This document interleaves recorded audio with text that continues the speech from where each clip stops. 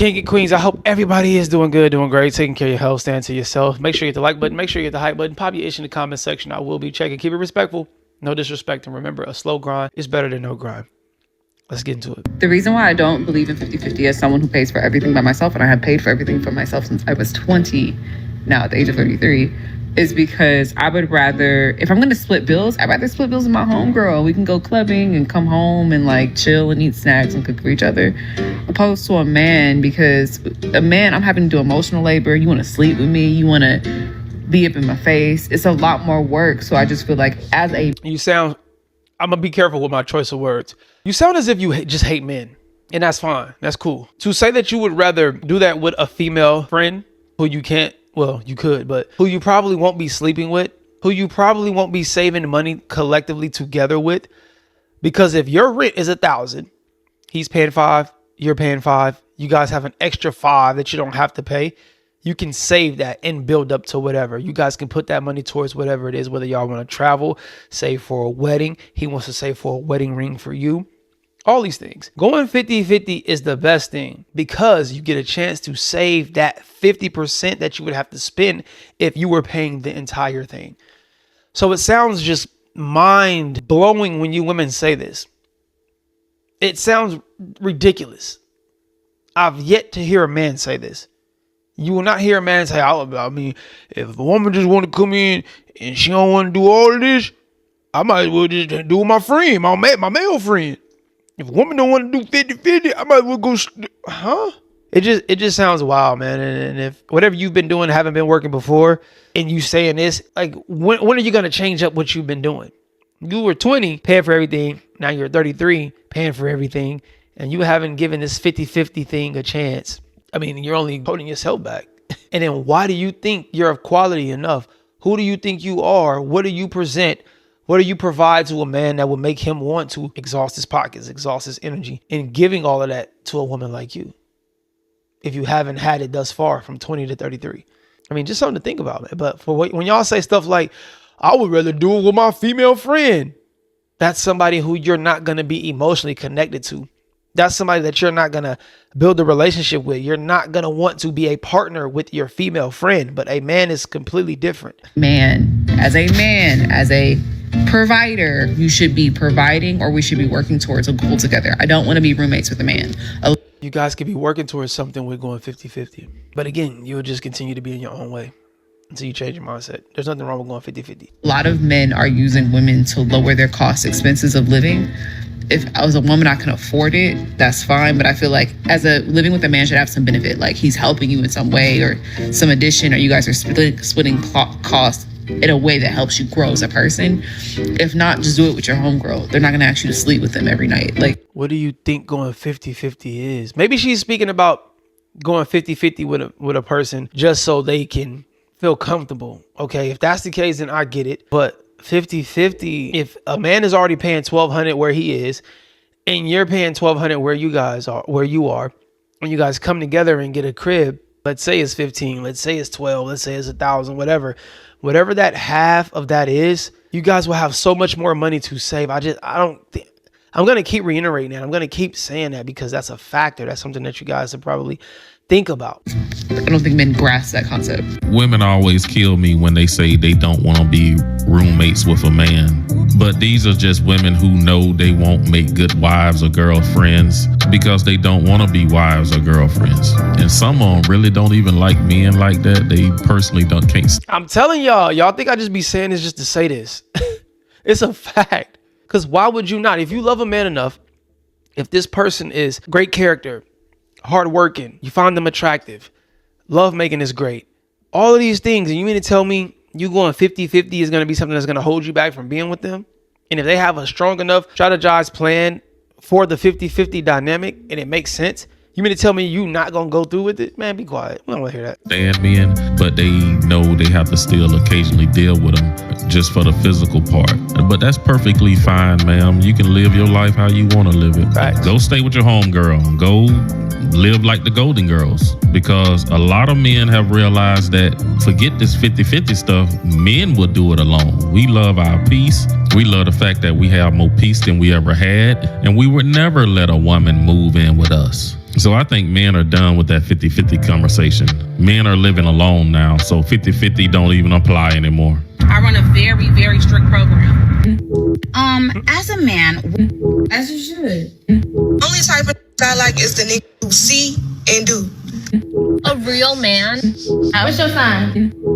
If you and I are talking, we got about 3 to 4 months before we need to be on a vacation or take some sort of trip together. Can I have some money? And if I say I'm hungry, do not send me no $20 to get no food.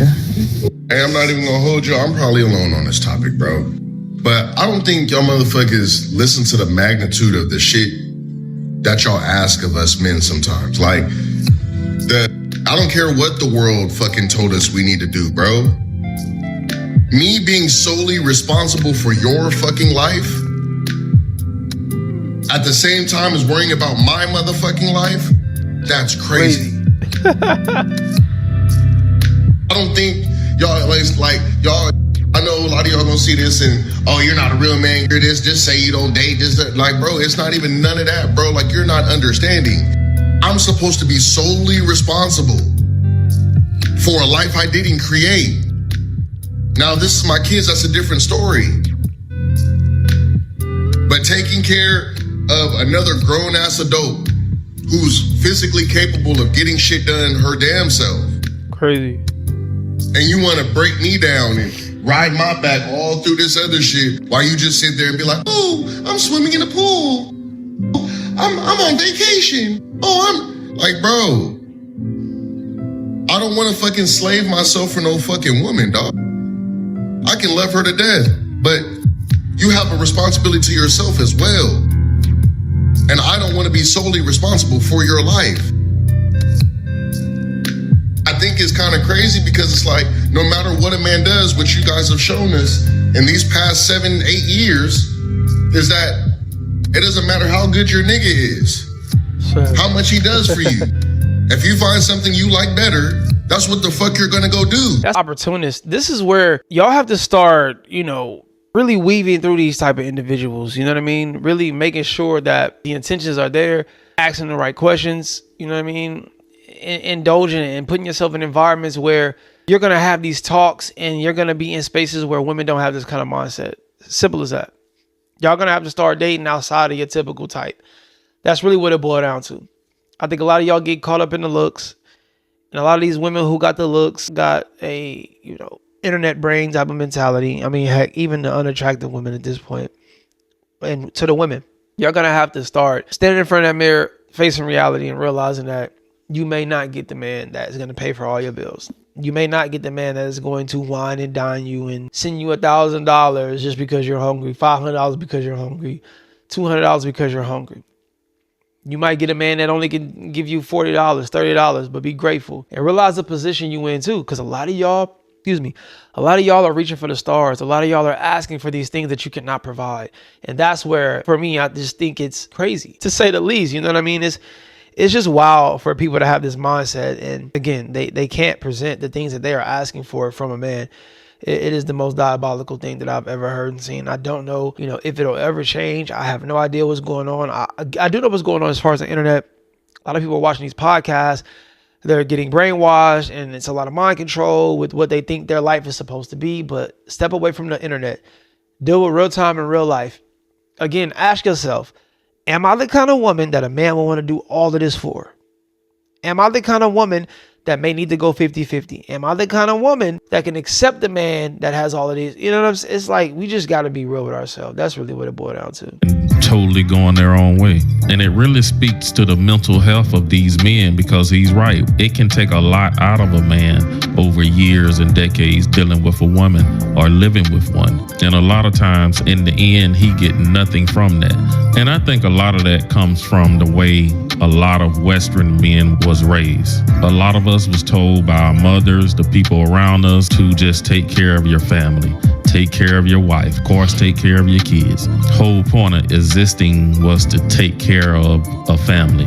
And sluts with the rest of you, and then get to me and want to be Miss Religion, Miss I know my worth. That shit ain't even fair, okay? You want to do all this unholy Satanist shit with the rest of these, but I gotta get the heel version of you. No, I want some devil in my life too. I need some thrill too. I wish that more men understood. And to me, I think he's speaking from when you on that wild life living, you know what I mean? Again, it's always going to be intentions. I'm going to always say that. I can't say that enough. I can't stress that enough. That your intentions have to be with, wanting to have a long-term relationship, wanting to actually be in a relationship, right? But if you just want to have fun, I don't need you to be no good girl. I don't need you to be, wifely dude. I don't need you to do all of that. I mean, I do, but I need you to be freaky. I need you to come when I want you to come. I need you to, when I hit you, be available. You feel me? I need you to go crazy when it come time to the bed. All of that wild stuff. Y'all know what I'm saying. But if you're looking for a wife or a girlfriend, then of course that woman needs to step into that light of trying to be a better woman, trying to be a quote unquote good girl. Leave that old stuff in the past. Whatever you dealt with. But when it's all said and done, we are looking for somebody that's a queen, for sure. But if you just don't give a dang and you looking for a great time, yeah. We don't want to hear I'm changing my life now. I want to get married first before I lay with anybody. Dang it.